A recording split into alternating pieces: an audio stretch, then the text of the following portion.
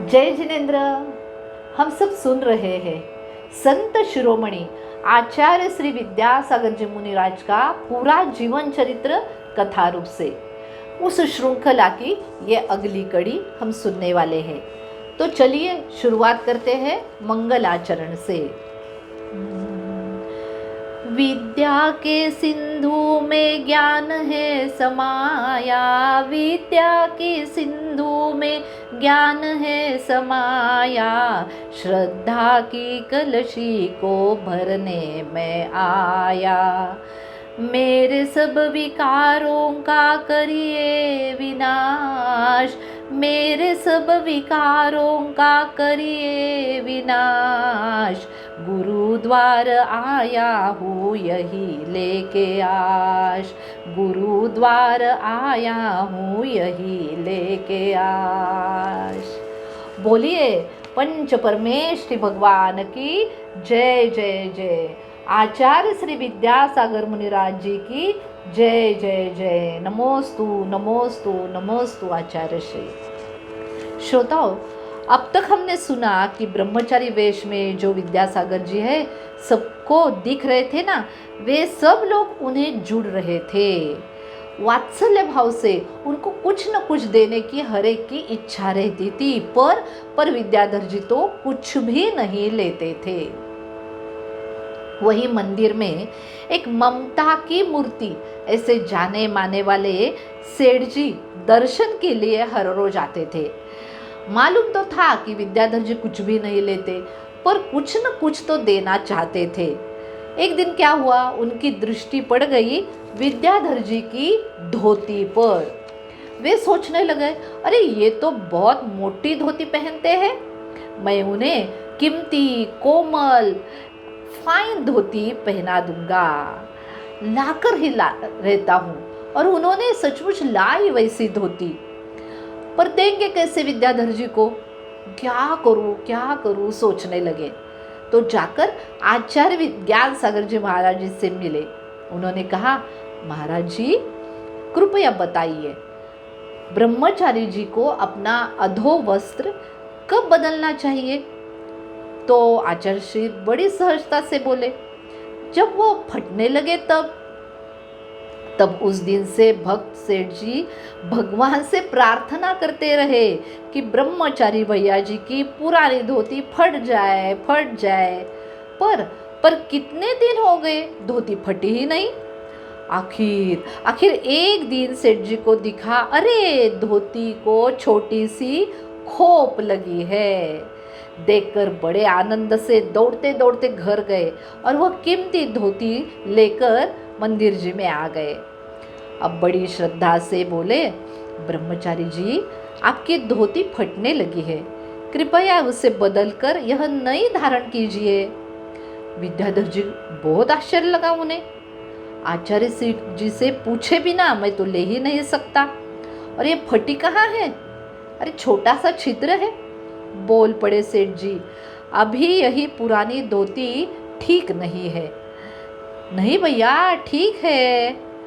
नहीं रे बाबा, सिर्फ एक छिद्र हुआ है इसे, तो अब आप इसे बदल लीजिए। नहीं कोई आवश्यकता नहीं। सुनिए विद्याधर जी, हमने आचार्य श्री जी को पूछा है, उन्हें ही कहा है बदलने के लिए। अब सब समझ में आया। मुस्काते हुए ब्रह्मचारी जी को लेकर विद्याधर जी पहुंचे आचार्य श्री जी के पास। उन्हें सब कुछ बता दिया। तो गुरुजी शांति से बोले, हाँ मैंने ही कहा था उनको। अब साहस करके शिष्य बोला, मगर महाराज जी अभी धोती फटी कहाँ है, एक छोटा सा छिद्र तो है।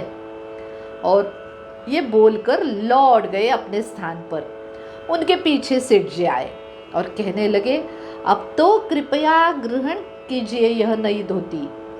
अब क्या करना सोच में पड़ गए विद्याधर जी। बोल पड़े, अभी सेठ जी इसे लेकर जाइए अपनी धोती को अपने घर।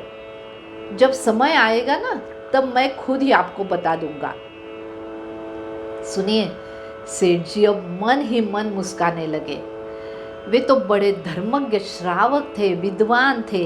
उनकी श्रद्धा उनका और दृढ़ होने लगी, हो गई। विश्वास हो गया उन्हें आचार्य ज्ञान सागर जी का यह शिष्य भविष्य में तपस्वियों का सम्राट बनेगा। धन्य है आचार्य श्री और उनके ये शिष्य। मन में कहने लगे, तिहारे ध्यान की मूरत अजब छवि को दिखाती है, विषय की वासना तज कर निजात मलो बढ़ाती है।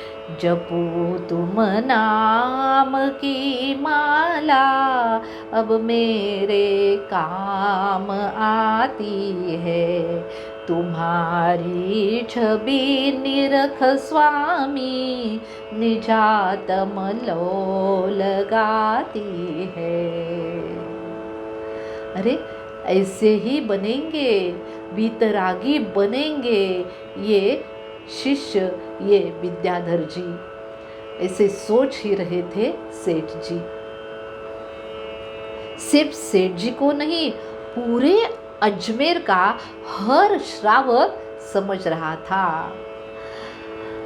सब कह रहे थे, त्याग, सेवा, निष्ठा, ज्ञान, मतलब 4 in 1 देखना चाहते हैं तो देखिए ब्रह्मचारी जी विद्यासागर जी को। ये चर्चा है पूरी अजमेर में हो रही थी। हम सबने कुछ श्रेष्ठ पाया है, इस बात का गौरव हो रहा था हर एक को। अब चातुर्मास शुरू हो गया था। विद्याधर जी तो तपस्या, गुरु सेवा में मग्न होकर गुरु छाया बनकर ही अपना कार्य आगे बढ़ा रहे थे। एक दिन क्या हुआ, सुनिए। एक रात गुरुवर को लघु शंका से निवृत्त कराकर लौट रहे थे विद्याधर जी, तो इतने में उनके पाँव को बिच्छू ने डंक मार दिया। और डंक मारकर धन्य हो गया, लेकिन इधर विद्याधर जी तो पीड़ा से दुखी हो गए। पर उस स्थिति में भी उन्होंने गुरुजी को यथास्थान पहुंचा दिया। गुरुवर ने श्रावकों को बुलाने के लिए संकेत दिया अन्य शिष्यों को, ताकि कुछ अनुकूल ऐसे चिकित्सा तो प्राप्त हो जाए। पर विद्याधर जी परम तपस्वी, उन्होंने बड़े आदर से मना किया और अपने कमरे में वो लौट गए। उस दर्द भरी पीड़ा को आत्मसात कर भक्तामर का स्तोत्र का उच्चारण उन्होंने शुरू कर दिया। आदि पुरुष आदि सर्जिन, आदि सुविधि करतार,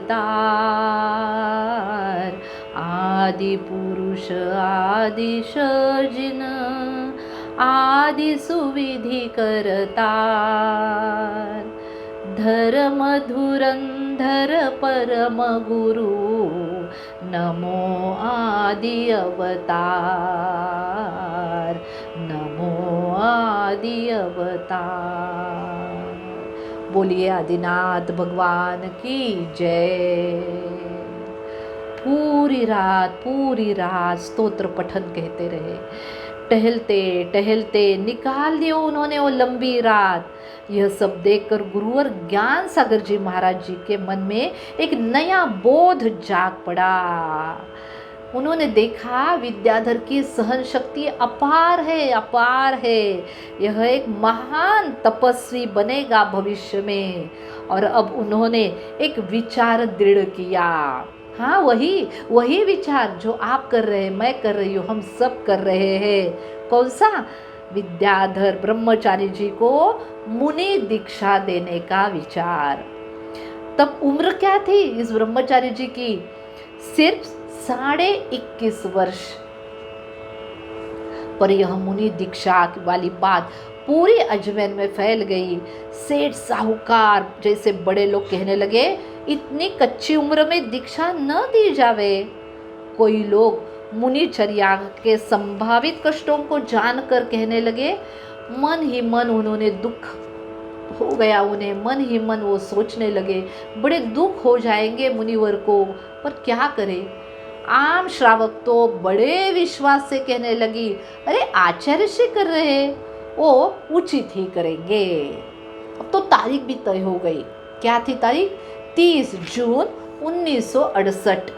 2 दिन ही शेष थे तो अजमेर के सेठ साहूकार श्रेष्ठी सर सेठ भागचंद सोनी जी को लेकर पहुंचे ज्ञान सागर जी महाराज जी के पास। नमोस्तु कर दिया सबने, सब शांति से बैठ गए। आचार्य श्री भी चुप।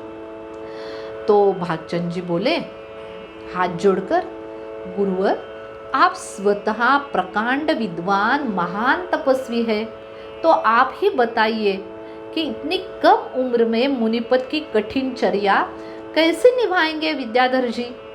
आप उन्हें अभी शुल्लक ऐलक अवस्था देकर 4 वर्ष के बाद मुनि दीक्षा दीजिए। ये बात उन्होंने 2 बार कही, पर आचार्य श्री तो शांत थे। आखिर में आचार्य श्री ने कहा, मैंने सब सोच समझ कर ही यह निर्णय किया है। पर इतनी कम उम्र में? सेठ जी, मुनिपद के लिए ग्रंथों में क्या उम्र लिखी है मालूम है आपको? नहीं ना। आगम की बातों को मानो सेठ जी, मन की बातों को नहीं। अब जब इतना सुनकर भी वही बात सेठ जी कहने लगे तो अत्यंत करुणा से आचार्य श्री समझाने लगे, सुनिए सेठ वृंद, कोई भी तपस्वी मुनि बनता नहीं, हो जाता है। मैं तो एक निमित्त मात्र हूँ, वह मुनि अवस्था धारण कर रहा है। कोई तपस्वी अपना तप अपनी ही इच्छा से करता है, उसके दृढ़ संकल्प को मैं ही क्या, सारा देश नहीं रोक सकता। पर महाराज जी, पात्र की मजबूती तो देख लीजिए ना। देख ली है हमने, पात्र मजबूत है, पर सिर्फ 11 माह ही हुए उनको आपके पास आकर। परीक्षा तो कीजिए आप। यह सब मैं सब कर चुका हूँ। ताड़न प्रताड़न परीक्षण अवलोकन सब कर दिया है मैंने। आपको दिख रहा है ना यह कोमल पुष्प जैसा युवक, पर वो तो वैसा है नहीं। बाहर से दिखता है, अंदर से भीतर से वो वज्र सा कड़ा और निजाश्रित है। कंटक जैसे भेदेगा धर्म को, चरित्र को अपने तप से। वो ये दृढ़ विश्वास है मेरा।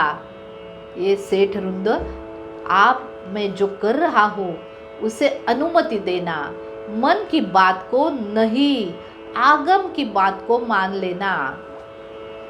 यह सब सुनकर हार गए श्रेष्ठी खिन्न चेहरे से अशांत भाव से लौटे अपने महलों में, कोठों में, जहाँ सुख संगीत सुविधा सब कुछ था। न था तो तप त्याग संयम। तो श्रोताओ, आगे क्या हुआ, कैसे हो गई मुनि दीक्षा? वहाँ माता पिता को ये मालूम हो गया क्या? तो वो क्या बोले? बड़ी उत्सुकता लग रही है ना सुनने के लिए। अरे सुनते हैं अगली कड़ी में। तब तक सब जीवों के प्रति मंगल भावना, सबसे क्षमा भावना और आप सबको सप्रेम जय जिनेंद्र।